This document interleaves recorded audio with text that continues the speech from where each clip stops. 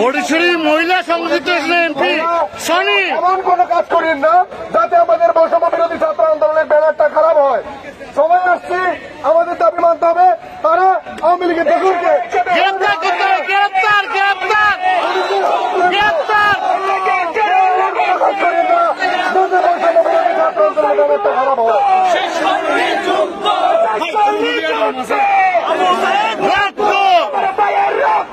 বিচার যেতে দেব না, আমার ভাইয়ের রক্ত